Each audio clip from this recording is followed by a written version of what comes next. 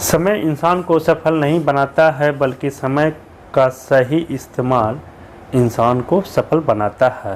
तो चलिए दोस्तों, आज की क्लास में हम लोग जो चर्चा करने जा रहे हैं, प्रोजेक्टाइल मोशन का, time of flight, maximum height of projectile और रेंज ऑफ प्रोजेक्टाइल का चर्चा की जाएगी आज के क्लासों में। तो चलिए, आज की क्लास का जो भी वीडियो हो गए उसका जो PDF है आपको इस चैनल के डिस्क्रिप्शन में लिंक मिल जाएगा। चलते हैं, सबसे पहले हम लोग पढ़ते हैं प्रोजेक्टाइल मोशन। और प्रोजेक्टाइल मोशन पढ़ने से पहले मैं हूं अमित और आप देख रहे हैं creator Amit classes new Mantra for success YouTube channel. Projectile motion किसे कहते हैं, ठीक ना, जिसको हिंदी में कहते हैं हम लोग प्रक्षेप गति। सबसे पहले जब किसी पिंड को पृथ्वी के गुरुत्वीय क्षेत्र में एक प्रारंभिक वेग से किसी कोण पे फेंका जाता है तो वस्तु क्या होता है, ऊर्ध्वाधर दिशा में लगते हुए गुरुत्वीय त्वरण के अंतर्गत एक वक्र पाथ पर गति करती है। वस्तु की इस गति को हम लोग क्या कहते हैं, प्रक्षेप गति या प्रोजेक्टाइल मोशन कहते हैं, ठीक है। जब किसी पिंड के पृथ्वी के गुरुत्वीय क्षेत्र में एक प्रारंभिक वेग से किसी कोण पर फेंका जाता है तो वस्तु ऊर्ध्वाधर दिशा में लगते हुए गुरुत्वीय त्वरण के अंतर्गत एक वक्र पथ पर गति करती है। वस्तु की इस गति को हम लोग क्या कहते हैं, प्रोजेक्टाइल मोशन कहते हैं। जैसे तोप से छूटे गोली की गति को हम लोग क्या कहते हैं, प्रोजेक्टाइल मोशन कहते हैं। फुटबॉल खेल में गेंद की गति को हम लोग क्या कहते हैं, प्रोजेक्टाइल मोशन कहते हैं। एग्जाम्पल है छत से फेंकी गई गेंद की गति को हम भी एग्जाम्पल है प्रोजेक्टाइल मोशन का, ठीक है। जैसे कि सपोज दैट आप मान लीजिए ये क्या है, y है, ये x है, ठीक है, y है, x है, ठीक है। ये अब देखिए कि फुटबॉल है, एक व्यक्ति ने यहाँ पर यह से फुटबॉल को मारा। अब देखिए यहाँ पे चला, ऐसे चला, ऐसे चला, ऐसे चला, पुनः यहाँ पे क्या हुआ, ज़मीन पे आया। तो यहाँ पे जो बल लग रहा है वो जो है कौन सा लग रहा है, प्रोजेक्टाइल मोशन वाला लग रहा है। यहाँ से गेंद गया, यहाँ पे आया, फिर यहाँ से यहाँ आया, फिर यहाँ से यहाँ आया, फिर यहाँ से यहाँ आया, फिर यहाँ से यहाँ आया, फिर यहाँ से आया, और पुनः पूर्व सतह पे आ गया। तो ये जो एरिया जो देख रहे हैं इस तरह जो बन रहा है ना, इसी को बोलते हैं हम लोग प्रोजेक्टाइल मोशन, ठीक है। समझ गए दोस्तों। चलिए, सेकंड पॉइंट कहता है पिंड जिस पाथ पे गति करती है उसे हम लोग क्या कहते हैं, प्रोजेक्टाइल मोशन कहते हैं। मतलब इस पाथ पे गति कर रही है इस तरह से, इसी को हम लोग क्या बोलते हैं, प्रोजेक्टाइल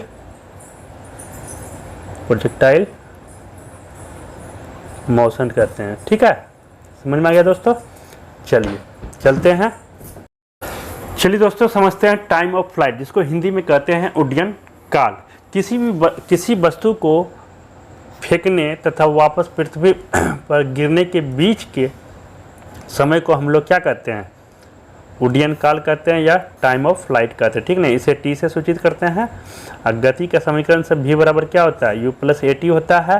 तो आप क्या कहेंगे, VY इक्वल टू, आप क्या लिख सकते हैं इसको, UY + AYT, ठीक है।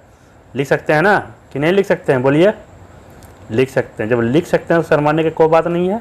तो आगे क्या हो जाएगा दोस्तों, अगर VY क्या हो गया, VY अगर 0 हो गया और UY कितना हो जाएगा, U sin थीटा हो गया, और AY आपको दिया हुआ है कितना, -G, नीचे की ओर है, ऊपर की ओर जा रहा है पहले।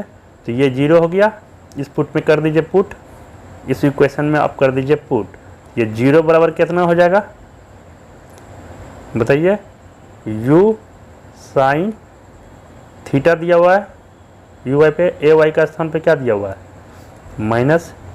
-G दिया हुआ है, इंटू T हो जाएगा। क्लियर। तो T बराबर निकल के क्या हो जाएगा दोस्तों, U sin थीटा अब बटे G हो जाएगा। क्लियर।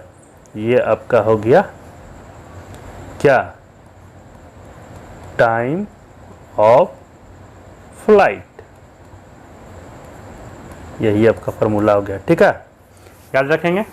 चलिए चलते हैं अगले पेज में। क्योंकि ये समय पिंड के बिंदु O से P बिंदु तक पहुंचाने का है, तो अतः पूरे पिंड का उड्डयन काल इस समय का दुगना होगा। ठीक ना। तो क्या लिखे जाएंगे इसके बारे में, तो हो जाएगा T बराबर आपका आ जाएगा 2T equal to 2U sine theta बटे G हो जाएगा। ठीक है, नहीं होगा तो यही हो गया। क्योंकि ये समय पिंड का बिंदु O से P बिंदु तक पहुंचाने का है, अतः पूरे पिंड का उड्डयन काल इस समय का कितना हो जाएगा, दोगुना हो जाएगा। तो दोगुना हो गया। ठीक है, चलिए देखते हैं अगले पेज में। प्रक्षेपक की महत्तम ऊंचाई, मैक्सिमम हाइट ऑफ प्रोजेक्टाइल। ठीक ना, मैक्सिमम हाइट ऑफ प्रोजेक्टाइल। प्रक्षेप गति में पिंड जितनी अधिकतम ऊंचाई प्राप्त करता है उसे प्रक्षेप की ऊंचाई कहते हैं। क्या कहते हैं, प्रक्षेप की ऊंचाई कहते हैं। इसे स्मॉल h के द्वारा सूचित किया जाता है। गति का तृतीय समीकरण जो होता है v² बराबर u² प्लस 2h, तो v बराबर क्या हो गया 0, u बराबर कितना हो गया sine u sine equal to u sine theta, हुआ कि नहीं। और v बराबर रख दीजिए मान 0 हो गया कि नहीं हुआ। उसके बाद u के स्थान पे क्या रख देंगे, u² sine square theta plus 2gh एक स्थान पे। ठीक है, 2gh हो जाएगा, सॉरी। ठीक है, तो h बराबर क्या हो जाएगा मेरा u² साइन स्क्वायर थीटा अब बटे 2g हो जाएगा। नहीं हुआ, बताइए। तो ये निकल गया आपका maximum height of projectile, maximum height of projectile. ठीक है, चलिए चलते हैं अगले page. Range of projectile, range of projectile. सबसे पहले देखिए क्या करते हैं, एगो ड्रॉ कर लीजिए।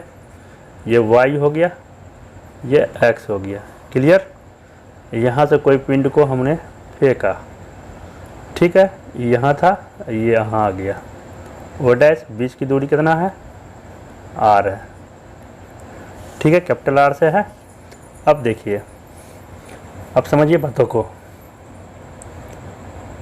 अब जो है दोस्तों, यहाँ पे देखिए क्या है, कोई यू पिंड फेंका, ठीक है ना, कोई यू फेंका, तो इसका यहाँ आ जाएगा, इसका यहाँ आ जाएगा, तो ये हो जाएगा यू वाई और यू होगा यू एक्स। क्लियर। यहाँ पे निकल के आ जाएगा क्या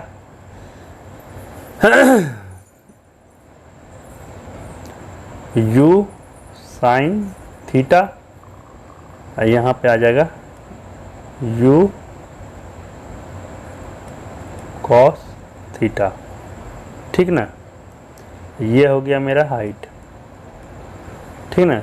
पिंड को फेंकने से पिंड के गिरने तक की दूरी को हम लोग क्या कहते हैं, रेंज कहते हैं या पारास कहते हैं। इसे आर से निरूपित करते हैं। ठीक है, कैपिटल आर से। तो चलिए, तो क्षैतिज पारास बराबर क्या होता है कि क्षैतिज वेग गुना उड्डयन काल होता है। ठीक ना।